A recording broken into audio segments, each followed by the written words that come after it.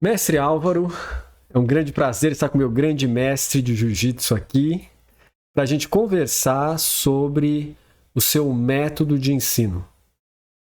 Nós sabemos que o senhor tem uma carreira acadêmica de excelência e isso acabou sendo projetado no seu jiu-jitsu e transformou o jiu-jitsu num sistema único e extremamente interessante, dando continuidade ao jiu-jitsu da família Gracie.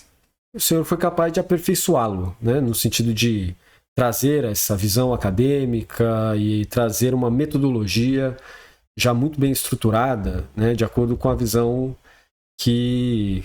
única que o senhor tem, né? Então, o que o senhor podia falar para a gente de essas transformações que o senhor executou ao longo da sua vida como professor, mestre, grande mestre de jiu-jitsu? Professor Plínio, inicialmente eu quero agradecer esse convite de estar aqui em Valinhos com essa equipe maravilhosa que é do grupo Udadarme. E para mim, então, é um prazer estar aqui. Na verdade, a história do jiu-jitsu na minha vida foi uma coisa importante, porque me norteou a minha história. Porque eu comecei com 13 anos de idade, na Academia Gracie, e aos 17 eu já estava dando aula na Academia Gracie. E estando lá, foi até os 21, e de lá eu saí com 21 anos da Academia Gracie em virtude de uma situação que eu já conto, já tem em alguns lugares que eu dei entrevista, a respeito da minha parte acadêmica. Na verdade, eu sou mestre em Educação Física e grande mestre de Jiu-Jitsu. Faço Jiu-Jitsu desde os 13 anos, estou com 81, então essa é a nossa estrada dentro dessa arte marcial e a minha história. Então, eu poderia dizer que, para mim, eu tenho toda a minha vida voltada para um trabalho de sempre engrandecer a arte marcial que eu sempre pratiquei, que é o nosso jiu-jitsu brasileiro. E como que ficou essa questão, mestre, do senhor olhar e falar o que deve ser valorizado como ponto de partida é a defesa pessoal? Como que o senhor chegou nessa conclusão? Como que foi isso? Na verdade, antigamente o jiu-jitsu, né? Quando se falava em jiu-jitsu, falava em defesa pessoal. Por quê? Porque a defesa pessoal era um instrumento que se tinha de arte e defesa, usando toda a metodologia da Academia Gracie, da família Gracie, do Carlos e do Hélio Gracie, e que eu, pupilo dessa família, construí uma metodologia pegando toda essa parte da defesa pessoal, dando a ela uma estrutura em que quando você fala em defesa pessoal, você fala o quê? São defesas de agressões físicas, que antigamente se falava muito nisso, para dar segurança ao jovem, dar segurança àqueles meninos menos protegidos, aqueles que não tinham muita confiança neles, e também para qualquer outra idade. Então, realmente, quando eu fui para o jiu-jitsu, a minha vida toda mudou, porque eu busquei um caminho da educação física. Eu sou professor universitário na área de educação física, me formei pela UFRJ, na verdade, na Escola de Educação Física da UFRJ, e de lá me tornei professor e me aposentei lá. Então eu trouxe para o jiu-jitsu essa parte acadêmica que foi muito importante para a educação física e para o jiu-jitsu, dando a ela uma parte importante para as pessoas. É um grande instrumento de trabalho para dar condições às pessoas que têm algumas deficiências em termos de alta segurança, que não têm. Então, a defesa pessoal dá a ela a estrutura importante de defesa para que ela possa se tornar uma pessoa normal e que possa conviver melhor com o seu dia a dia e com as pessoas ao seu redor. E vocês sabem que a gente está diante de algo muito incomum, porque o mestre Álvaro, ele entrou de uma certa maneira tardiamente no circuito de ensino superior, e inclusive a sua formação também. E ele superou todas as barreiras e fez não uma graduação, mas 2 graduações ao mesmo tempo de matérias muito distintas, que uma delas é educação física e outra é de direito. Conta pra gente, mestre, como que aconteceu essa decisão de fazer 2 cursos superiores numa época que ninguém nem pensava nisso, fazer 2 cursos superiores, para quê? Para que serve isso? Não é necessário, mas de repente o senhor teve uma outra ideia e falou, não, vou fazer 2, Direito e Educação Física. Como que foi Eu isso? tenho a impressão que isso aí foi para dar uma satisfação ao meu pai, o curso de Direito, né? Porque meu pai, ele teve 10 filhos, e nesses 10 filhos, teve vários que tiveram cursos superiores, claro, eu sou um dos últimos, eu sou penúltimo dessa carreira, dessa linha de filhos. Eram 7 homens e 3 mulheres. E eu entendi que meu pai ficaria muito satisfeito se eu fizesse o vestibular para o Direito, que seria um curso mais abrangente, um curso mais assim, ponto. Eu acho que até o curso de Direito, todas as pessoas deveriam fazê-lo.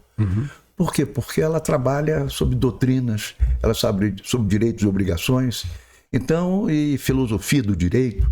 Então você tem uma cultura que é importante para a tua vida, natural, né? Por isso que eu tenho 2 cursos, o curso de Direito e o curso de Educação Física. Então o Direito foi para dar uma satisfação para minha família, para meus pais. E depois a Educação Física me deu a formação acadêmica, como eu já fazia jiu-jitsu, eu me formei no meu curso de 2º grau, eu terminei com 21 anos, Pois é. né? E fui estudando, fazendo vestibular, e realmente entrei para a universidade com 23 para 24 anos. E me formei, eu já maduro, então eu tinha uma ideia, né?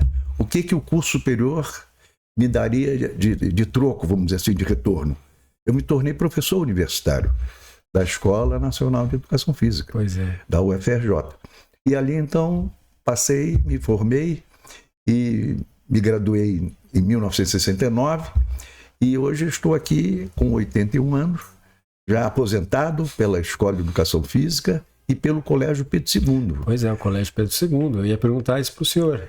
Essas 2 instituições são federais, são ligadas ao Ministério. O Pedro II é uma coisa interessante, porque o Pedro II era uma escola de 2º grau, de 1º e 2º grau, desde o primário até o 2º grau, uma escola federal, que é ligada ao Ministério da Educação e Cultura, procurando o Ministério da Educação, como um colégio de Estado. Então é um colégio, talvez o único, é uma escola secundária e é federal, voltada e ligada ao Ministério da Educação, porque a gente sabe que o Estado tem as suas escolas, suas universidades, mas o Pedro II, que não é uma universidade, mas é um colégio, e esse colégio estava voltado para o Ministério da Educação. Então é uma escola federal.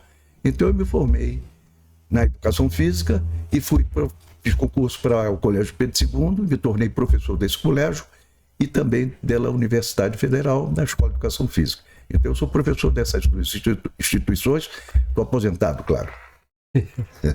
Você sabe que o Colégio Dom Pedro II é o único colégio que consta da nossa Constituição Federal de 1988. Ele está mencionado lá como patrimônio nacional, né? E o nosso grande mestre deu aula lá, né? E como que foi esse processo lá? O senhor ensinava jiu-jitsu para aquele pessoal lá? Eles iam para a sua academia? Não era alguma coisa diferente? Como é que funcionava essa conexão? Não, eu inclusive me tornei professor de Educação Física, mas eu não dava aula de jiu-jitsu. Na verdade, eu dava aula de Educação Física.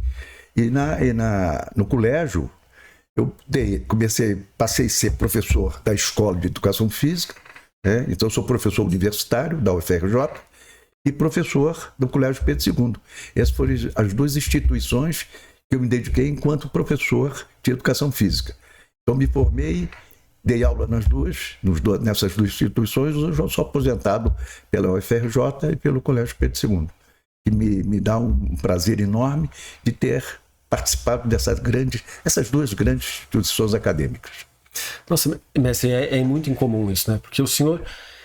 Normalmente o pessoal tenta juntar as coisas, né? Mas o senhor não. O senhor trabalhou numa perspectiva de amplitude e de universalidade, né? Tanto é que o senhor não escolheu dar aula de jiu-jitsu, como o senhor falou. O senhor foi dar aula de ginástica geral, né? É verdade. E por que mesmo que o senhor escolheu isso? Não foi para artes marciais? Porque quando eu era aluno da Escola de Educação Física, eu me identifiquei muito bem com a ginástica geral. E o meu professor, que era Cássio Rui do Amaral, ele era médico e professor de Educação Física. Eu fazia Direito e estava fazendo Educação Física. Então, eu tinha 2 áreas acadêmicas e elas não têm nada uma coisa em comum, mas, de alguma forma, cada uma delas com sua importância nas suas prerrogativas enquanto conhecedor desses 2 conteúdos acadêmicos. Então, eu me tornei professor de educação física e advogado. Trabalhei na advocacia durante 2 anos e depois cumpri aquela minha meta enquanto advogado. Então, me tornei um professor de educação física, professor da universidade, e me aposentei exatamente nas 2 instituições que eu estava falando, o Colégio Pedro II e a Escola de Educação Física, como professor de Educação Física. E o direito ficou lá, junto comigo, no meu coração, entendeu? Na minha cultura, nos meus conhecimentos, para que a gente pudesse sempre tratar melhor as pessoas que nos procuravam para fazer o curso de jiu-jitsu. Então, quanto mais cultura você tiver, melhores informações você está dando e você orienta os seus alunos de uma forma não só da luta em si, mas como um cidadão, com um instrumento de trabalho que é a defesa pessoal, que foi muito importante na minha vida, porque o que eu ajudei a muitas pessoas na nossa sociedade, da cidade do Rio de Janeiro. Muito legal. E o mestre Álvaro, ele não é só formado em Direito. Na verdade, ele é advogado e tem a OAB, né, mestre? Qual que é o número da sua OAB? O senhor lembra mais ou menos? Ela é muito baixa, porque eu brinco muito. Eu tenho a minha filha mais nova, é a Roberta Barreto. Eu tenho 2 filhas, a Rafaela Barreto e a Roberta Barreto. A Rafaela é economista e a Roberta é advogada. Então ela diz assim: papai, você é um advogado. E hoje ela tem, quando eu fui, a minha carteira é muito antiga. E quando ela foi tirar a carteira dela, ela se formou, aí eu fui ver minha carteira, eu disse, não, eu vou renovar minha carteira. E renovei. No dia que ela recebeu a carteira dela, eu recebi a minha nova carteira. A minha matrícula é 1793.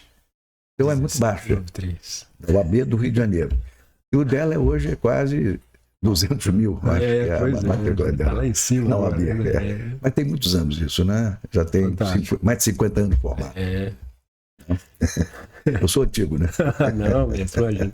Mas é interessante, né? A gente pode marcar uma outra conversa para o senhor talvez explicar para a gente como é que foi aquelas fases de diferenciação, como é que o senhor via como um jurista essas transformações do direito nosso. Mas hoje a gente vai falar de jiu-jitsu com o mestre, porque senão eu começo a ampliar demais aqui, e a gente vai falar de tudo sobre tudo e acaba se dispersando muito. Mas durante esse processo como acadêmico, o senhor foi convidado à Escola Superior Militar, não foi isso? É a Escola Superior de Guerra. De guerra, isso. A escola é uma instituição, um órgão de curso superior, né? É considerado uma escola superior, uma universidade, uma pós-graduação, na verdade, onde você estuda o Brasil na sua intimidade. E a Escola Superior de Guerra, ela faz parte do ENFA, do Estado-Maior das Forças Armadas. Antigamente, só oficiais militares que faziam o curso, eram convidados. E depois, de um tempo, foram convidados civis também. E eu fiz o meu curso em 1992. Minha turma é Ana Neri. E é um ano de estudo, onde 2 instituições minhas que eu trabalhava, estou trabalhando e estou aposentado, me cederam, né, para eu poder fazer o curso. Porque é um curso full-time durante um ano, de 9 da manhã às 5 da tarde. E você estuda lendo, viajando, você estuda todo o Brasil na sua intimidade. Eu, como professor, estava voltado para a parte toda ela da parte professoral, na parte de ensino. Então eu tive que estudar muito, viajamos por todo o Brasil e cada lugar que nós chegávamos tinham reuniões com os secretários. No meu caso era secretário na área de ensino, da área de educação. Então, para poder pegar informações para que eu pudesse, no final do meu curso, fazer um relatório de todas as nossas viagens.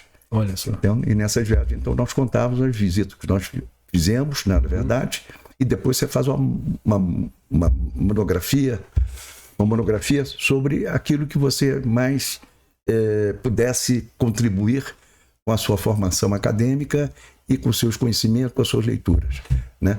Na verdade, o meu curso, a minha monografia foi ensino do 1º e 2º grau, a educação física no ensino de 1º e 2º grau. 1º e 2º grau.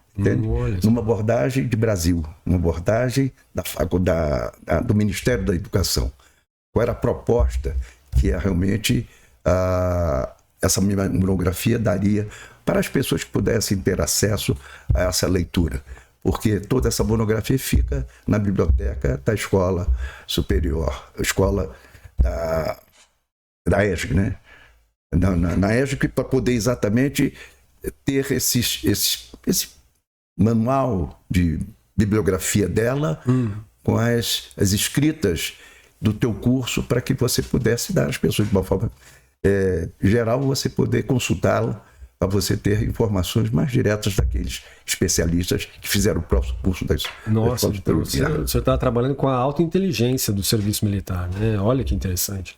É verdade, porque ali é uma escola acadêmica, então ali o que eles querem exatamente e atribuir o seguinte, fazer uma união do civil ao militar numa perspectiva de uma cultura específica na parte acadêmica, na área educacional. Isso pra gente ver, né, mestre? Porque às vezes a pessoa fala assim, eu tô atrasado, eu nunca vou conseguir nada da minha vida, eu vou largar as coisas. O senhor não, o senhor foi pro lado contrário, falou, não, eu vou fazer, e chegou no ponto, né? Eu não conheci ninguém assim, num nível assim tão elevado quanto o senhor, e que manteve o jiu-jitsu. O senhor não deixou ele. Nesse período o senhor continuava dando aula. Sim, impressionante claro, isso, né? Verdade. E na verdade, nesse 1 ano, eu diminuí a minha carga horária no jiu-jitsu de academia. Então eu botei meus assistentes na época, porque o meu tempo era full time, e tinha trabalhos que a gente tinha que escrever durante esse 1 ano. Então, para mim, eu fiquei afastado quase 1 ano, até da minha academia. Mas eu tinha uma estrutura muito bem pronta, muito bem colocada, para poder continuar fazendo o trabalho. Mas para mim foi muito importante, enquanto cidadão brasileiro, conhecer um pouco sobre o Brasil na sua intimidade, dando a ela algumas informações, né, atribuições e contribuição na área da educação física, na área da atividade física, esporte, educação física, numa perspectiva de educação, na verdade. Então, pelo que eu entendi, nessa época o senhor já tinha uma academia, o senhor dava aula na universidade, o senhor estava fazendo um estudo de inteligência nacional para a Escola Superior de Guerra. Só que essa academia que o senhor está falando é aquela famosa academia que fizeram até uma novela sobre ela. Conta um pouquinho para a gente dessa academia. Essa academia realmente ela foi importante, porque eu, quando fazia educação física, eu trabalhei dando aula na Academia Grace e saí da Academia Grace com 20 anos. E aí, com 23 anos, o meu irmão saiu da Academia Grace, o grande mestre João Alberto Barreto, e ele montou uma academia e eu trabalhei com ele durante algum tempo. Aí, nesse tempo, eu estava fazendo educação física. Quando eu estava terminando a educação física, eu saí da academia do meu irmão e montei a minha academia. Uma perspectiva de fazer um centro de orientação física, que eu fiz. Esse centro de orientação física era o meu nome. Centro de Orientação Física Álvaro Barreto. Por quê? Porque eu não só dava aula de jiu-jitsu. Eu dava aula de jiu-jitsu, coloquei professores que davam aula de ginástica, davam aula de musculação, faziam treinamento de musculação e a parte de dança. E ela foi importante porque eu trouxe a dança numa visão interessante de unir numa mesma academia. Por isso eu criei Centro de Orientação Física. Por que Álvaro Barreto? Porque eu uni a dança, a ginástica, a luta. Então, eu oferecia as minhas atividades para a família. Para a criança, para o jovem, para o menino, para o adulto, para o idoso, para todos. Então, realmente, minha academia foi uma época importante para a cidade do Rio de Janeiro. Cheguei a ter quase 800 alunos, né? Numa perspectiva de quê? Uma visão muito educativa, sabe? Uma preocupação muito com a saúde da população, dos nossos alunos. Eu criei dentro da minha academia, nessa época, um lugar, era um laboratório em que você fazia uma avaliação médico-funcional. Então eu tinha esteira rolante, eu tinha bicicleta ergométrica, tinha um médico na área da fisiologia do exercício, que todo aluno que se matriculava na academia era obrigado a fazer uma avaliação médico-funcional ali. Então dando ele o quê? Para melhorar a saúde dele de uma forma integrada, né? Não só o aluno de ginástica ou de atividade física, não, de qualquer atividade física, até jiu-jitsu, etc. Dança também. Então, realmente, foi uma fase muito, para mim, de grande contribuição para a cidade e a nossa população, né? Por isso que eu tive essa quantidade. E tinha bastante artistas na época, na Globo. E, na época, tinha dança. E a dança era realizada, era dada pela professora Marli Tavares. E também teve uma temporada comigo na mesma época, o professor, que era um grande coreógrafo americano, um dos maiores dançarinos de jazz, que foi o Landale. E o Landale deu aula lá na minha academia, uma época interessante, porque não tinha mais vaga nas aulas dele. E aí, pais de amigas, de alunas, e diziam para mim, poxa, minha filha quer se matricular lá com o Landale. Aí eu digo, não tem mais vaga, porque eles esgotavam as vagas, porque o cara era uma sensação, né? Foi um grande momento da minha academia, né? Ela foi tão importante que realmente se tornou uma novela. Que foi Dança em Days. Que foi com a Marli, como é o nome dela? Beto Faria. Beto Faria foi o grande personagem da novela, e ela fazia aula com a Marli Tavares lá na academia naquela época. Então, realmente, ela foi um momento importante para unir a atividade física, a dança, a ginástica e a luta. Essa novela foi uma sensação tão forte que quando eu falo com meus tios, meus pais sobre essa novela, todos eles lembram, na hora. Aí eu expliquei a história do senhor, eles ficaram emocionados, diziam, mas é seu mestre? Não, mas aquilo ali é sério, Isso foi muito, muito interessante, né? Agora, essa conexão, né, voltando um pouco atrás, você tem duas filhas que são juristas, a Roberta e a... Não, a Rafaela é economista. É economista, a Rafaela é economista. Exato. E a Roberta que trabalha na área tributária, né? Exatamente, E você ainda tem mais dois filhos no casamento anterior, um é o Marine... O Maurine, o Eduardo Barreto. Eduardo Barreto também é faixa preta de jiu-jitsu, né? Exatamente, mora nos Estados Unidos, ele mora na Flórida. Isso. E tem a minha filha Isabel Barreto, que é formada na área da yoga. E ela é aluna do Jean-Jacques Machado, né? Hoje ela faz jiu-jitsu com o Jean-Jacques, ela é a família, o Matt Salwin, que é o meu genro, e minha neta e meu neto, que são alunos do Jean-Jacques. A família toda faz jiu-jitsu lá. O Jean-Jacques tem uma academia, o Jean-Jacques Machado é o mestre de jiu-jitsu, hoje um dos mais consagrados, hoje dá aula nos Estados Unidos, tem uma academia belíssima, não só uma, acho que são 3 academias. E dá aula lá em Los Angeles, né? E a academia, eu estou indo agora, por uma coincidência, nós estamos falando dele, o Jean-Jacques, mestre, para dar um seminário na academia dele agora em dezembro. E minha família está toda lá, a família da minha filha, da Isabel, fazem jiu-jitsu com eles lá, com o Jean-Jacques. Então, para mim é uma grande satisfação ter essa família fazendo aula com esse grande mestre, com essa grande pessoa que é da família Machado. Jean-Jacques. Jean-Jacques é outra pessoa também, né? Que não deixou as limitações pessoais dele atrapalharem ele, né? Ele superou as limitações e ainda superou de um jeito absurdo. Né? O Jean-Jacques, ele conseguiu, né, criar um formato, né, de atleta, né, que ele tinha, por nascença, um problema de mão, mas isso não atrapalhava nada, ao contrário. Pois é. Isso deu uma performance, um grande atleta de jiu-jitsu, um grande campeão, e hoje um grande professor, sabe? Um grande exemplo, né, de educador, né? O trabalho dele hoje ele faz com a criançada, hoje ele é um vitorioso dentro do jiu-jitsu, porque ele seguiu a parte acadêmica muito importante com essa visão de educação, né? Então isso aí é muito importante, porque o professor de luta, ele não ensina a luta. A luta é uma possibilidade que o cara tem para dar a ele condições melhores de ser um ser humano e mais confiante, para que ele seja melhor do que ele é. E realmente o jiu-jitsu dá todas essas condições. Não diria jiu-jitsu, eu acho que qualquer atividade física que seja dada por um pessoal preparado para poder trabalhar, usar os instrumentos que a atividade física, que a luta lhe dá, para que ele possa se tornar uma pessoa melhor. Muito interessante isso, né, mestre? E o seu filho mais velho, Marine, ele recebeu a faixa preta do Royler Gracie, né? Não, na verdade, não. Ele recebeu a faixa preta de um professor da Flórida, né? Que é um professor que ele é do grupo de jiu-jitsu, chama-se American Top Team. Tá. E ele então fez um trabalho, ganhou a faixa preta desse professor, e foi muito importante para ele, porque ele foi ex-marine e já com a idade, com 20 e poucos anos, ele já tinha feito jiu-jitsu comigo pequenininho, com 5, 6 anos.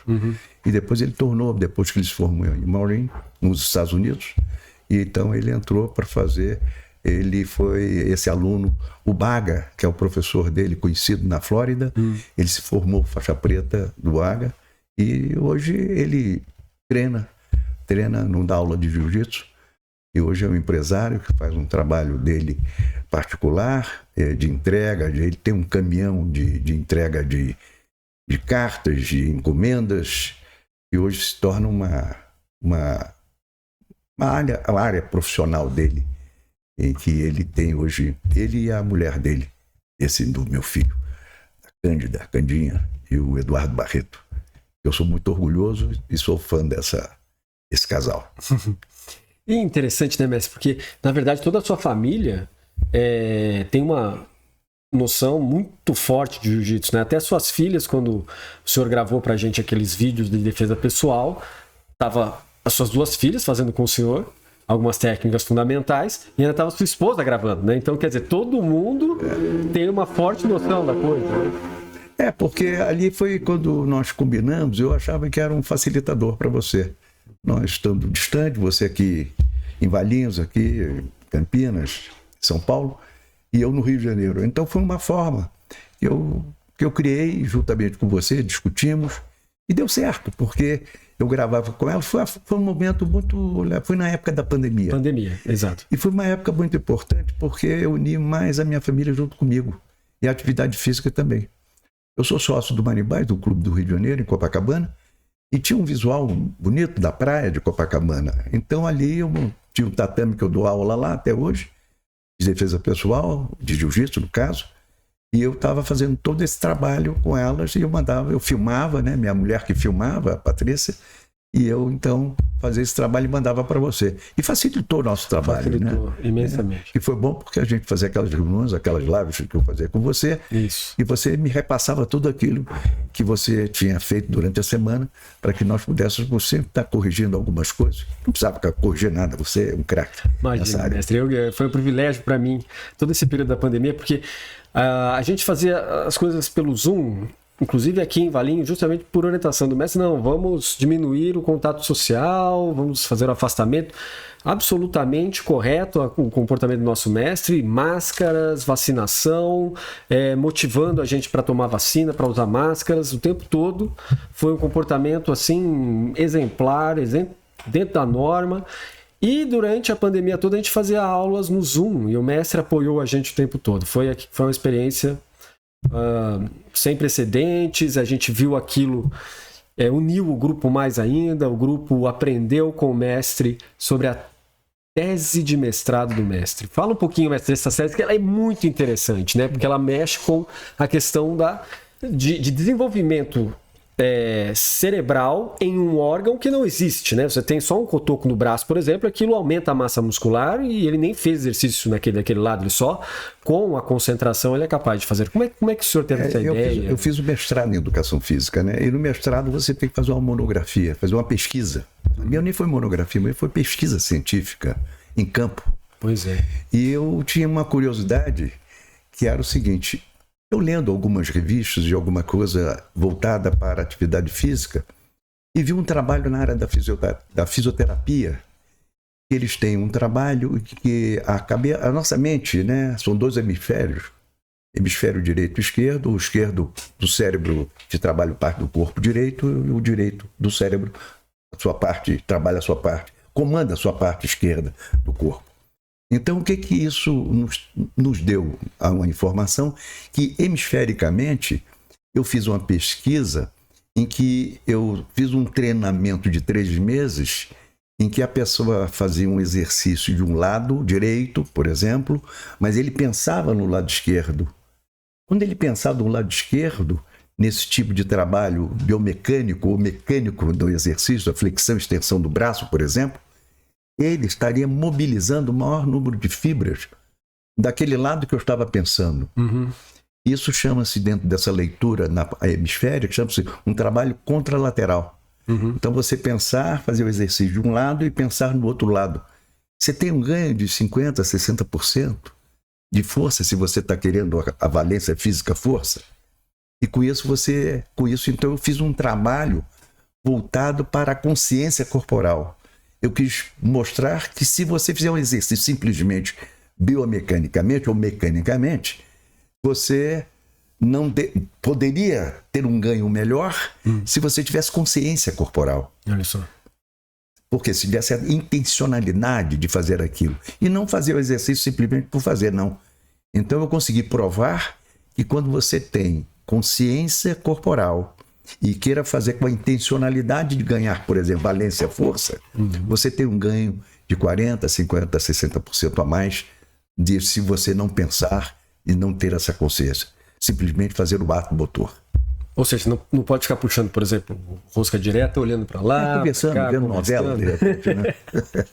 Então, você pensando, você mobiliza maior número de fibras. Eu só estou falando para valência física. Certo. Né? Como tem valência para resistência, para força explosiva, né? Para velocidade. Então, tem treinamentos para isso. Então, para força, nesse sentido, a intencionalidade, a consciência corporal, você realmente tem um ganho a mais do que se você não pensar. Se você não tiver essa compreensão e essa consciência do seu corpo para fazer esse trabalho, mentalmente e biomecanicamente. E o senhor estava... Quando o senhor estava desenvolvendo essa sua pesquisa, o senhor já tinha ideia que o senhor ia trabalhar com deficientes físicos ou não? Aí isso apareceu no meio do desenvolvimento, o senhor falou, opa, tem uma chave aqui, aí o senhor desenvolveu isso. Como é que foi? Na verdade, eu peguei essa bibliografia, vamos dizer assim, esse momento, para mostrar, não para trabalhar na área da fisioterapia, mas para trabalhar com a atividade física e ganho de força. Então, a força que eu pensei. Então, o que me mobilizou? O que eu pensei que foi importante para mim? Que me motivou isso? Foi a consciência corporal. Foi a intencionalidade de fazer o exercício. Não fazer o exercício, simplesmente fazer o exercício. Não. É pensar no exercício. É a sua intencionalidade durante a execução do movimento, você ter ganho maior que se você não estivesse pensando. É muito interessante a sua tese de mestrado, mestre, porque o senhor usa alguns referenciais da filosofia de Merleau-Ponty, que é a filosofia existencialista. Merleau-Ponty. E o senhor também usa outros referenciais que estão ligados de maneira direta e indireta à filosofia continental. Então é um trabalho amplo de perspectivas conectas, né, ou conexas, que levam a gente para pensar que o senhor já estava pensando numa universalidade e numa interdependência das coisas, né? E quando que o senhor descobriu que aquela sua pesquisa estava relacionada a alguém que não tem um membro e que aumenta a massa muscular só de se concentrar sem nenhum exercício ali? Na verdade, isso já existia. Eu não inventei isso. O que eu dei de novidade foi para as pessoas, de uma forma comum, que faz exercício físico, e dando um ingrediente da sua consciência corporal. Esse foi o grande detalhe, porque eu peguei isso da fisioterapia. Certo. A fisioterapia faz isso para fazer prótese, para aumentar a força de um membro que ele não tem. Isso quer dizer, ele faz exercício de um lado, mentalmente ele pensa do outro, então ele consegue aumentar a força daquele membro que ele não tem. E ele não tem flexão, essa articulação não tem um outro membro para ele poder fazer uma flexão, extensão, ao contrário. Mas eu fazendo de um lado e mentalmente pensando do outro, é um treinamento contralateral. Consequentemente, ele tem um ganho de força à base de 30%, 40%, 50% a mais mentalmente, fazendo exercício de um lado. Isso aí foi a fisioterapia que me deu, mas o que me chamou a atenção foi a intencionalidade, foi sua consciência corporal que é importante. E onde eu busquei isso? Sabe onde eu busquei? Com as bailarinas. Olha só. Eu fiz um treinamento com bailarinas e não bailarinas, fazendo um treinamento. Por que bailarinas? Porque a bailarina tem intencionalidade. São todos aqueles movimentos de ponta de pé, assim, o assado. Então, aquilo ali dá uma consciência corporal. Por isso que eu fiz um trabalho com elas, não de balé, mas de exercício, e mostrei, sem falar com elas, que eu ia fazer uma comparação nessa valência física força, e fiz uma comparação das bailarinas e não bailarinas. E as bailarinas tiveram realmente um ganho mais significativo do que as não bailarinas. Olha só. Sem dizer nada para elas. Só o próprio exercício, na hora que elas estavam fazendo, elas tinham mais consciência, porque aquele era um trabalho comum que elas faziam, da consciência corporal. Já de universitários que não fazem balé, não fazem nenhuma atividade, simplesmente faziam simplesmente aquilo. E realmente o trabalho com as bailarinas, elas tiveram realmente um ganho de força altamente significativo com aquele treinamento que eu fiz com elas, para justificar a consciência corporal. Nossa, foi uma coisa assim, né? A gente teve a grande honra e alegria de estudar folha a folha na sua dissertação, né? Aquela vez que o senhor passou mais de um mês com a gente, quase todos os dias dando aula. Fizemos uma revisão, né? Fizemos uma revisão. Para mim foi muito importante. Para a gente também. Eu nunca pensei que eu fosse aprender tanto sobre educação física e teoria da ginástica e ainda por teoria de educação de fisioterapia e de complexidade de reflexos cerebrais, como eu aprendi com o senhor naquele dia. Eu tive que fazer um estudo realmente da parte hemisférica forte, da parte do nosso cérebro, enquanto cérebro, e dando a ele a oportunidade de dar uma série de informações para que nós pudéssemos ter conhecimento, uma base teórica para fazer esse nosso trabalho, né? Eu tenho um estudo que eu fazia na mesma época, em paralelo, que foi exatamente a parte da cognição, né? Da cognição do comportamento humano, né? O comportamento é taxonomia dos objetivos educacionais. Isso, o Bloom, Benjamin Bloom, um grande estudioso da área da fisiologia do exercício, da educação física e do comportamento humano, ele criou 3 domínios no comportamento humano. O cognitivo, que é o pensar, o afetivo, que é o sentir, e o psicomotor, que é o agir. E ali fez uma classificação que para mim foi muito importante quando eu fiz a minha tese de mestrado, que ele me deu realmente uma noção comportamental, qual seja, você quando realiza um movimento, o primeiro movimento da área psicomotora ou da educação motriz são os movimentos reflexos. O segundo é exatamente os movimentos básicos fundamentais. Aí você vai crescendo até chegar nos movimentos especializados lá em cima. Olha só. Que é o movimento expressivo de um desporto. Então, isso me deu uma base do conhecimento para que eu pudesse seguir esse caminho, né, do comportamento humano. Então, o pensar, o agir e o sentir. E a taxonomia dos objetivos educacionais. E o senhor passou os 4 anos fazendo isso, ou o senhor conseguiu terminar antes, ou extrapolou o prazo um pouco? Não, na verdade eu acho que não cheguei nem a fazer 4 anos, chegou a 3 anos. 3 anos. Eu defendi essa tese em 3 anos e eu fui realmente aprovado com louvor, que era um trabalho inédito que eu escrevi e que pude provar da importância da consciência corporal na atividade física ou no exercício físico. Olha só. E essa questão da ação reflexa dos hemisférios cerebrais, o senhor trouxe para a defesa pessoal do jiu-jitsu, né? Porque se treina pelo lado direito e pelo lado esquerdo no seu método, né? Na verdade, a defesa pessoal do jiu-jitsu que eu criei, eu não criei, essa defesa pessoal é a defesa pessoal Gracie, na verdade, né? Criada pelo Hélio Gracie, né? Pelo grande mestre Hélio. E eu fui professor da academia dele, eu aprendi na academia desde os 13 anos de idade, vivenciando aquelas técnicas, e ali me deu uma base, e quando eu fui fazer educação física, aí me deu mais compreensão que aí eu pudesse ajudar o jiu-jitsu, a parte da defesa pessoal, de você realizar a defesa pelos 2 lados.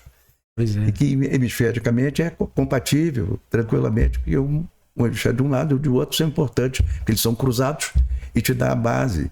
Amanhã você receber uma agressão de um lado, você tem reflexamente, né, de uma forma condicionada, claro, e treinada, você defender sem pensar, né?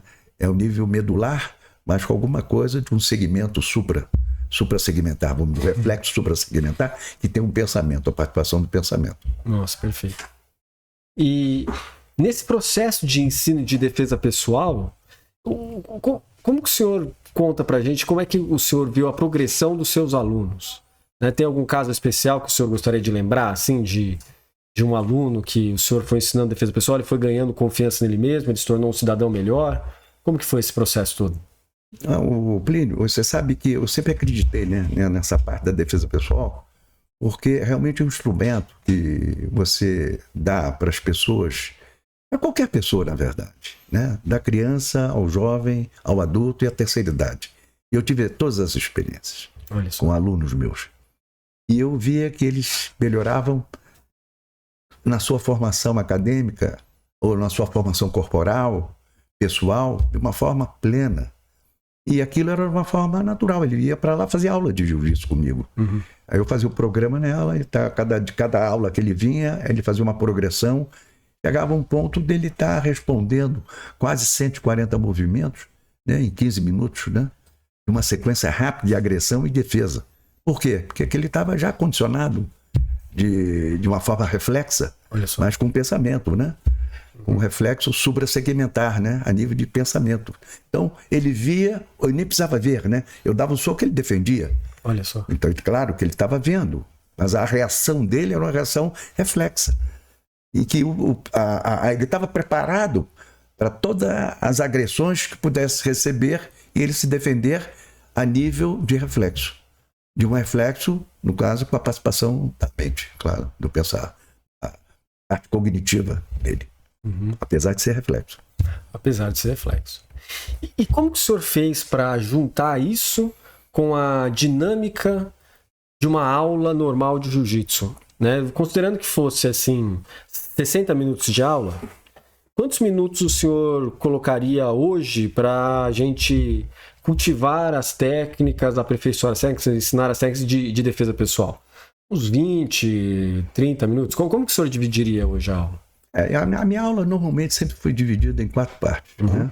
A parte de aquecimento, né? A parte de entrada de calor, o aquecimento natural para qualquer atividade física. Você não deve começar nunca a fazer nenhuma atividade sem primeiro preparar o corpo para o movimento. Então você tem a parte de aquecimento, depois você tem a parte de formação corporal. O que é formação corporal? É você trabalhar e desenvolver toda a parte das valências físicas que vão participar do movimento que você está querendo. Se é defesa pessoal, ele tem que ter força? Tem. Ele tem que ter mobilidade articular? Tem que ter. Ele tem que ter resistência? Então as valências físicas elas são trabalhadas de uma forma simultânea. Né? E na formação corporal, ela tem toda essa oportunidade de ser feito nisso. E depois na terceira parte, desse plano de aula, que é a aplicação desportiva, é que é a parte propriamente dita da defesa pessoal. São os movimentos específicos de ataque e defesa. E no final a volta calma, que é importante. Quando você inicia uma aula prática, numa aula de atividade física, você tem que terminar a aula com volta calma. Então você dá uns movimentos mais lentos, põe ele para descansar, põe ele para meditar e ali relaxar o máximo para terminar a aula como ele iniciou. Até melhor do que ele iniciou. Aí ele vai tomar banho e vai embora, então meia hora, 1 hora de aula, ele vai sair bem preparado para isso. Então eu vi que o instrumento de trabalho que você tem enquanto defesa pessoal é o maior instrumento que você possa ter. Aí eu comecei a fazer esse trabalho pelos 2 lados. Por quê? Porque a agressão nem sempre pode ser do lado direito, pode ser também do lado esquerdo. Então, mas ele está preparado para se defender de uma forma reflexa. Um pensamento, né? Um pensamento, alguma coisa de pensar mesmo, né? Na verdade. E a defesa do reflexo é um reflexo condicionado. Por que reflexo condicionado? Porque tem a ação e a resposta. E tem a participação mental. Isso quer dizer, o cara me deu um soco, eu defendo. Mas eu defendo o que eu penso? Ou porque eu estou um ato reflexo condicionado para realizar o movimento? É por causa disso. De tanto treinamento, ele passa exatamente... todas as ações de defesa são os reflexos condicionados a nível suprassegmentar. Olha só. E quando a gente fala dentro do seu método de golpes contundentes, o senhor acha que teve alguma influência isso nas questões de ter participado de toda aquela época com o Carlson Gracie, aquela questão da disputa do Hélio Gracie com vários lutadores? Isso tudo influenciou o senhor nisso? Ou o senhor tem uma outra visão que trouxe essa ideia de golpes contundentes? E qual a conexão disso com a defesa pessoal? Está dentro do jogo da defesa pessoal? Ou depois o senhor separa isso e treina isso à parte? Eu tenho uma visão muito clara sobre isso, né? Quando você fala de jiu-jitsu, você fala em defesa pessoal, golpes traumáticos, judô e luta no chão. São 4 lutas. Mas isso tudo unificado. Tudo unificado, tá. Então, o que é defesa pessoal? São as defesas de todas as agressões que você possa imaginar. O que é golpes traumáticos? Utilizar a perna ou cotovelo, nunca soco, mas cotovelo sim, para uma defesa de uma agressão, ou você criar uma agressão numa pessoa, se você quiser isso. Porque, na verdade, a nossa defesa pessoal não é para agredir ninguém, ao contrário, é uma defesa. Mas a defesa pessoal contribui nesse ponto, né? Que é defesa das agressões físicas para você se defender. A parte de golpe traumático é você usar o cotovelo e a perna, joelhada e pontapé. Depois tem a parte de judô, a parte de equilíbrio, né? E depois tem a parte de luta de chão. Esse é o jiu-jitsu que eu ensino. Então eu preparo o meu aluno para ele não brigar, ele não briga. Ele se transforma cada vez mais, dando alta confiança, para ele ser um ser humano melhor. Porque muitas pessoas pensam que quando você aprende uma luta, é para brigar com o outro, é para bater no outro, é para agredir o outro. Não, isso não. Eu sempre tive uma consciência disso, da maior importância, porque quando você treina um aluno, um curso de defesa pessoal, ou de luta, ou qualquer luta, a primeira coisa que você tem que dar é essa preocupação para que ele entenda, não é para ele ficar mais forte do que o outro, para que ele seja mais forte com ele mesmo. Mais forte em que sentido? No cérebro dele, sabe? Ser mais consciente, ser mais generoso, ser mais sofrível, né? Na sua forma de ser, mais tranquilo, né? Se o cara provocá-lo, ele não aceita a provocação. Então ele tem uma autoeducação para que ele possa ser um ser humano melhor. Então a luta é para essa finalidade. É uma educação que ele vai ter através do instrumento de trabalho, que é a parte da defesa pessoal. Olha só. Uhum. Mas o senhor é alguém que tem diversos alunos, e esses alunos formam campeões de MMA, UFC e etc, né? O senhor tem vários aí, né? Então, e eu vejo, convivendo com o senhor, que o senhor vê muito e analisa muito isso tudo, né? Aliás, o senhor me deu a honra de me convidar para assistir junto com o senhor e com a sua esposa uma luta, né? Era 1h da manhã, a gente estava lá assistindo a luta, estava pelo computador vendo o senhor, ali na época da pandemia também, vendo a luta, logo na saída da pandemia. E aquilo para mim foi fantástico, eu vi como o senhor gosta da coisa, né? O senhor gosta realmente do esporte e o senhor assiste e analisa ainda. Eu sou um estudioso disso, né? Eu vejo o MMA, né? Como uma forma de uma transformação e de uma sequência e de uma oportunidade que você tem que dar àqueles lutadores amadores a virarem profissionais. Como você tem no boxe amador, tem um boxe profissional. E hoje, no MMA, você tem lutadores de tudo quanto é esporte de luta. Foi uma grande oportunidade você ter para essas pessoas que são campeões, né? Eles estão acima de qualquer nível, né, de outros esportes de luta. Eles estão com uma luta que agrega 5 ou 6 treinadores de cada arte marcial. Então não é só o cara que praticou jiu-jitsu que vai para o MMA. Não, Muay Thai, boxe, todos eles. E aquilo então aproximou.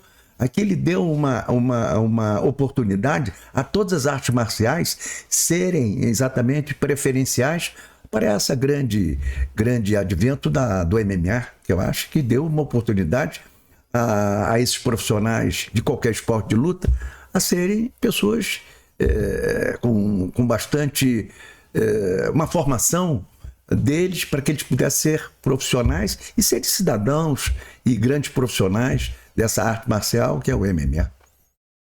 Perfeito, mestre. E falando de MMA, né, o pessoal dos Estados Unidos diz que o pai do MMA é o Bruce Lee.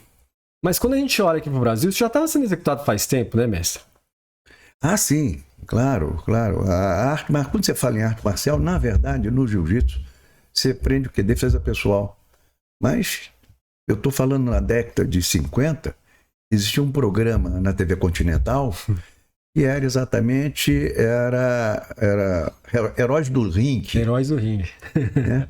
Heróis do Ringue era um programa que o grande mestre Carlos Gracie criou e toda segunda-feira tinha o Vale Tudo. Era Vale Tudo. Agora, Vale Tudo com regras, claro. Mas não tinha luvas, não tinha nada e simplesmente eles faziam assim, esses conferes de várias lutas, né? Capoeira, luta livre, jiu-jitsu, todas elas, sempre com grandes lutadores. E ali surgiram grandes nomes, né? O meu irmão, o grande João Alberto Barreto, ali o Carlson Gracie, um grande desportista, um grande lutador. E ali tiveram vários naquela época, e ali consagrou a importância do jiu-jitsu na formação desses grandes lutadores, que hoje é uma, vamos dizer assim, dentro do MMA, É uma realidade que não acabou, ao contrário. Hoje tem, todos os finais de semana tem aí.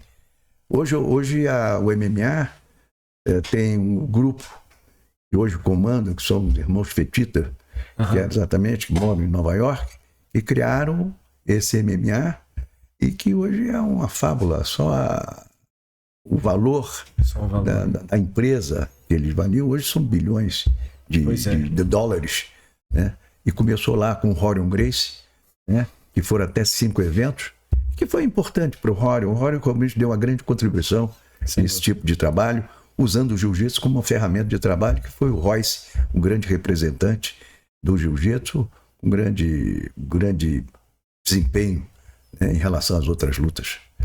Mas que eu acho que todas elas são importantes. Ele virou o herói dos magrinhos, igual eu, né? Porque o pessoal que tinha 60 e poucos quilos não tinha herói, né? Aí, de repente, ele sobe e pega todo aquele pessoal muito mais pesado do que ele, finaliza todo mundo. Exato. Né? E o pessoal até mentiu o peso dele, né? A pessoa falava, não, 85 quilos. A gente olhava e falava, 85 quilos, impossível, ele é muito magrinho pra isso, né? Aí depois veio a verdade, mostrando que na verdade tinha 63, 64, 65 quilos. Depois ele aumentou pra 70, mas ele ficou sempre uma faixa assim, né? Pequena. Aquilo ali foi o Rorion Gracie. O Rorion sacou isso com uma precisão incrível, porque ele criou isso, primeiro, um lutador fazendo a luta com mais 7 lutadores. Eram 8 que entravam e cada um tinha que vencer todos para poder sagrar o campeão. E o Royce conseguiu ser campeão de 5 eventos, fazendo 8 lutas com pessoas muito mais pesadas do que ele. Então essa foi uma grande sacada do Rorion, que mostrando a eficiência e eficácia do jiu-jitsu. E ali eles estavam fazendo luta do jiu-jitsu com todas as outras. E com isso o que aconteceu? Hoje tem o MMA, todos esses grandes lutadores fazem todos os esportes de luta. Nenhum representa só a luta. Todos eles representam o MMA, né? O Mixed Martial Arts, que não é uma mistura, mas é uma compleição, né? É uma composição de várias lutas ao mesmo tempo, né? Que eles podem praticar, na verdade. Né? Então, realmente, o Rorion tem uma passagem importante nessa criação do MMA. Ele teve aqui recentemente, né? Ele teve dando curso de defesa pessoal aqui recentemente. Ele teve aqui no Brasil, teve no Rio de Janeiro, teve aqui em São Paulo também. Em São Paulo também foi. E ele também trabalha hoje com a parte da dieta Gracie, né? Mas nosso grande mestre Álvaro também tem a sua própria dieta, né? Na verdade, a dieta que o Rorion ele propaga é a dieta do tio-avô dele, né? É o tio-avô não, tio. Que é o Carlos Gracie. O Rorion é filho do Hélio Gracie. E o Carlos, então, criou uma dieta Gracie, e a combinação dos alimentos, para que eles não possam ser, não se torná-los, vamos dizer assim, ácidos na combinação desses alimentos. Então, o Carlos, na época, fez essa dieta, e que hoje o Rorion é um estudioso, propaga isso, tem livros escritos com essa base da alimentação Gracie. E que eu acho importante. Eu faço a minha, mas a minha é muito mais pessoal, no meu café da manhã, né? Para que eu possa me tornar um pouco mais saudável, no sentido. A minha prima Cibele Furlan, que hoje ela é doutora em nutrição, né? Fez graduação, mestrado, doutorado, e desenvolveu o azeite de abacate, né? O início foi por isso, porque a gente começou a ver, eu falei pra ela, olha que legal, tem uma coisa de nutrição aqui, né, no jiu-jitsu, e ela adora jiu-jitsu, adora kung fu, adora tudo quanto é arte marcial.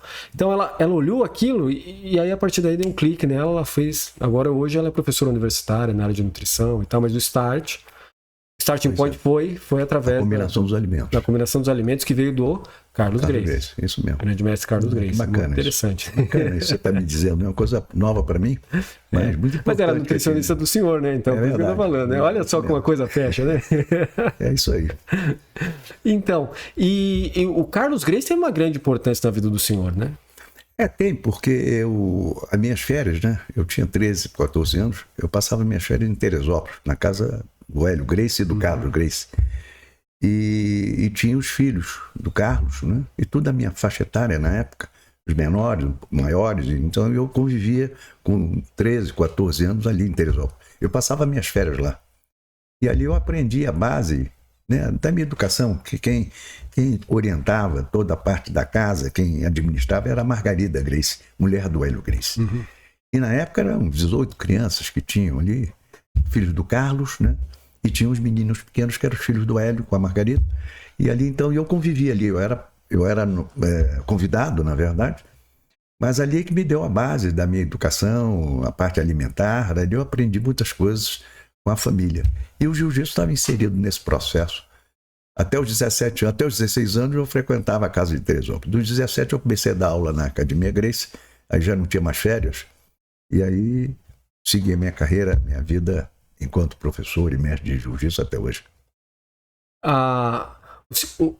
Eu faço parte de uma plataforma que é a Global Grace University, né? E o senhor faz parte dela, porque o Rickson Grace é o grande chefe daquilo, né? E ele tem várias aulas online, plataforma online, etc., né, que eu acompanho. E também tem o Renzo Grace, com aquela Grace Academy dele lá de Nova York, também tem uma plataforma. Né? E como que o senhor vê essa questão de uma ajuda, né, de um suplemento, de um complemento para o estudo de jiu-jitsu com esses grandes, né, ícones, né, como Rickson Grace, Renzo Grace. Aliás, o senhor é muito próximo do Rickson e muito próximo do Renzo, né? Impressionante isso, né? O senhor está sempre presente ali na família Grace, né? Porque como eu sou mais velho do que eles, né, e convivi com eles, eu vi nascer a maioria ali, né? Então eu tenho um relacionamento muito forte com a família Grace, porque ali eu tenho o meu pedaço da minha história, da minha vida ali. Então ali é a minha base. Então eu tenho um relacionamento muito forte com o Orion, com o Helson, com o Rickson, né? E com os Machados, que são primos, irmãos, com o Renzo. O Renzo é um sobrinho querido. Então a família Grace como todo. Tem a Leila, minha sobrinha querida, a Oneica, a Sonja. Aí tem aquela garotada toda jovem, e eu convivi com eles, né? Pois é. Com eles. Então é como se fossem irmãos. Meus irmãos ali, na verdade. Irmãos por escolha, né? Não de sangue. E a Margarida Grace te colocava para tomar conta das meninas, né? Ficava que nem um guarda-costas ali, alguma coisa assim, né? Não, na verdade eu era jovem, eu tinha 15, 16 anos, então a Sonja, a Oneica e as festas, né? E ela era educada pela Margarida, eu que levava elas para as festas na época e tal. Mas foi uma convivência muito importante de aprendizado, né? Eu passava minhas férias em Teresópolis, então eu andava a cavalo com o Hélio Grace, né? O Rory era pequenininho e eu já tinha 12, 13, 14 anos, então eu convivia bem com a família. E eu, como eu era visita, então eu era mais disciplinado. Eu vou te contar um caso que a gente era obrigado a tomar na hora do almoço, levedura de cerveja, que é muito ruim, com suco de cenoura. Exato. E misturava aquilo. Nós éramos obrigados, na hora do almoço, a tomar aquilo. E o Hélio Grace, toda vez que chegava final de semana, né, ele perguntava, Margarida, como foi os garotos aqui? Porque ele obrigava todo mundo a tomar esse suco, né? Que era muito ruim. Mas eu tomava porque eu era visita, então eu tinha que tomar aquilo. Então, eu, como era visita, era o mais disciplinado, e o Hélio sempre me dava um troquinho para ir ao cinema. Ele botava no meu bolso, que eu era o mais comportado. Era muito gostoso isso. Porque foi um momento da minha vida muito romântica, né? Na minha formação, enquanto cidadão, enquanto pessoa. Eu aprendi muito ali, sabe? Aprendi muito. Muito legal. Eu sou um privilegiado. É. E a gente aqui também, né? De estar conversando com o senhor, acaba participando do privilégio. Mas nossa.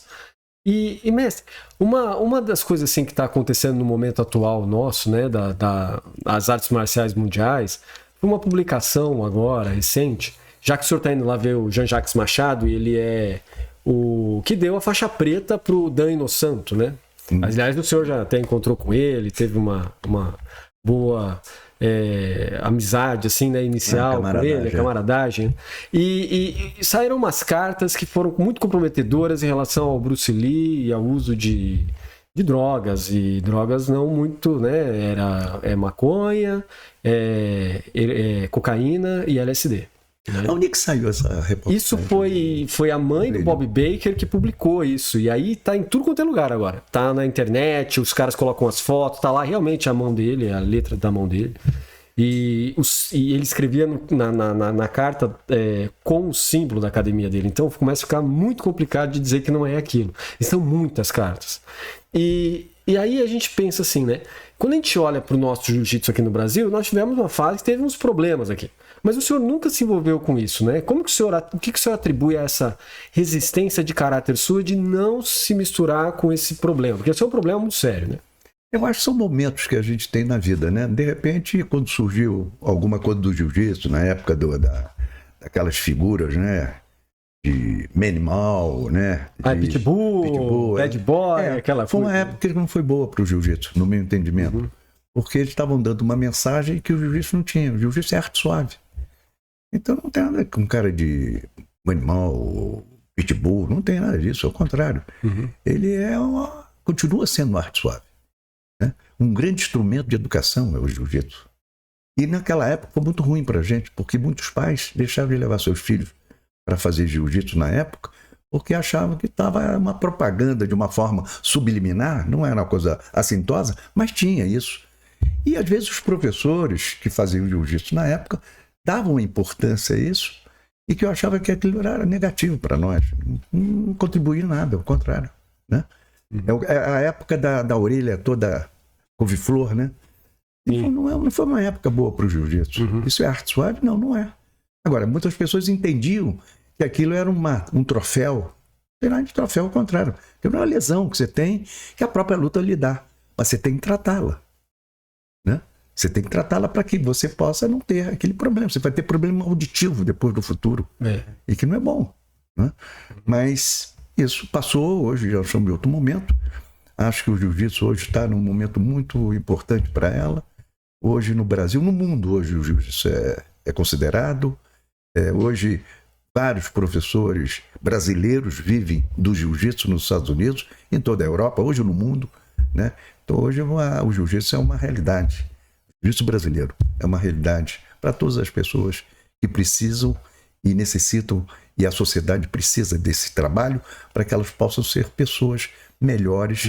Com autoconfiança, para que não possa ficar usando o jiu-jitsu de uma forma à torta e à direita para querer bater em qualquer outra pessoa. Eu me lembro nessa fase que não foi boa para o jiu-jitsu, como o senhor comentou, tinha uma rincha entre aquele lutador macaco, né, entre o mestre macaco e o mestre Ryan. Né, eles se pegaram, né, não era o mestre por respeito, né, a história, mas eram dois lutadores. Né. E nesse período o pessoal gostava muito de usar esteroide anabolizante, né? O senhor pensa a esse respeito? O lutador ele deve fazer uso dessas substâncias ou deve escapar disso? Mas num mundo onde parece que o pessoal gosta de usar isso aí e que tem pessoas que pensam que se eu não usar eu perco a vantagem competitiva. O que o senhor aconselharia em relação a isso? Você sabe, Pleno, você fez uma introdução aí e que eu realmente não participava disso, né? Desse problema pessoal, né? De lutadores que tiveram problemas assim, assado. Eu acho que tudo que você fizer, né, fazendo um esporte, e que seja artificial, que não seja importante para a tua saúde, você está negando a você a estrada melhor da arte marcial, que é a sua saúde. E a gente sabe que qualquer implemento, ou qualquer suplemento que possa querer dar a você uma melhoria disso, não é uma coisa saudável se não for a parte, por exemplo, na área médica, parte suplementar da sua alimentação, mas com pessoas especializadas. Não é você, à torta e à direita, começar a querer colocar dentro de você coisas para ser melhor. Você não vai ser melhor, ao contrário. Pode ser que no início seja uma coisa que te dê um suplemento, que te dê um tipo de desempenho assim, mais forte, mas ele é momentâneo, ela não é saudável, não é boa. Eu sou da área da natureza, do natural, de você se alimentar bem, para que você possa ter uma saúde, não viver muito, mas viver bem enquanto viver. Perfeito. Então, mestre, eu agradeço muito a sua presença aqui com a gente hoje. Nós vamos ouvir provavelmente a gente vai ouvir muitas vezes essa sua contribuição com a nossa associação Buda Dharma e com a nossa associação Barreto Dharma, né? E eu só posso agradecer o senhor mais uma vez por essa generosidade, esse acolhimento que o senhor dá para a gente, essa orientação e todos os seus ensinamentos. Muito obrigado, mestre. E espero tê-lo aqui mais uma vez depois com outro tema interessante sobre o jiu-jitsu brasileiro. Ô Plínio, eu quero aqui agradecer essa oportunidade, né? Você sempre me dando oportunidades importantes para que eu possa mostrar um pouco do nosso jiu-jitsu, esse instrumento maravilhoso que a gente utiliza ele para o ser humano, né? Você que faz um trabalho maravilhoso aqui em Valinhos, essa parte social, juntamente com a Igreja Católica aqui de Valinhos, o nosso pároco, Padre Dalmírio. Padre Dalmírio, que é uma grande pessoa. Hoje, quando eu cheguei aqui, ele me deu um abraço. Ele, uma pessoa muito generosa, muito amiga, e faz um trabalho magnífico aqui em Valinhos, na área social. E você com o jiu-jitsu, né, que a gente está trabalhando isso aí, fazendo esse trabalho para a juventude, dessa meninada que não tem oportunidades para que possa ter acesso a esse conhecimento, a esses conhecimentos, né, dar uma formação para essa criança e dar futuro para elas, né, dar um pensamento de uma formação de um ser humano melhor. E você faz isso juntamente com a Igreja Católica, com a sua associação, o Buda Dharma, né, e que eu estou envolvido com ela, com você, e que para mim me gratifica muito nisso, porque era talvez uma das coisas que mais eu precisava de fazer esse trabalho em paralelo ao trabalho que eu faço na sociedade comum. E hoje estou pleno, porque eu dou essa grande contribuição a essa população. E se não tivesse isso, eu não teria oportunidade de ter acesso aos meus conhecimentos e juntamente com você. Mas muito obrigado por essa oportunidade. E até a próxima. Obrigado, mas a gente não pode esquecer também que o nosso pessoal aqui, o Max, o Gabriel, tá vendo que eles estão aqui, né?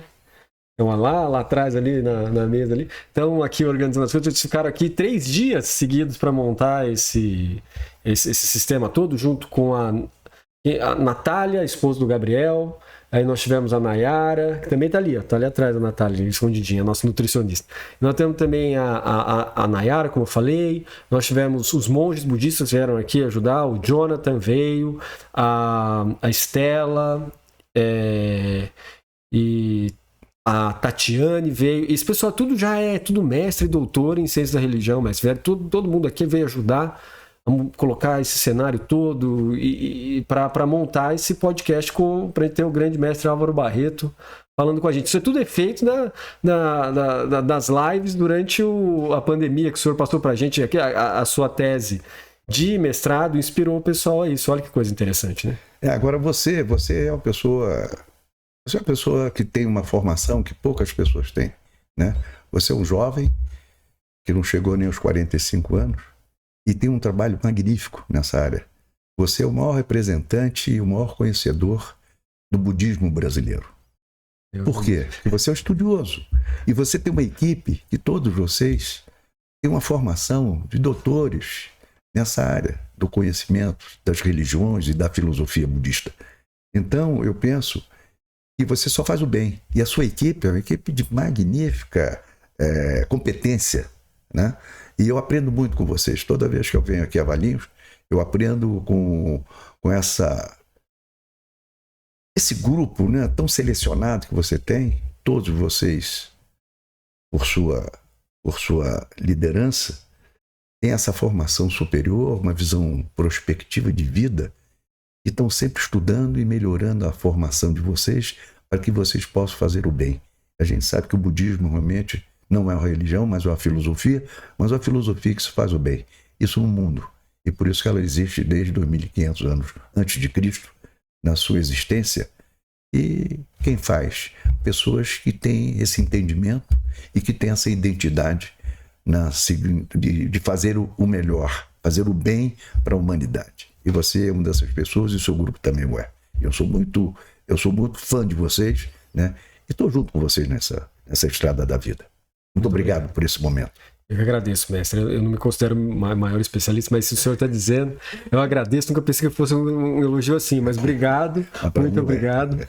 Para mim, mas quem sabe uma hora eu chego nesse nível que o senhor está falando, né? Através do esforço contínuo.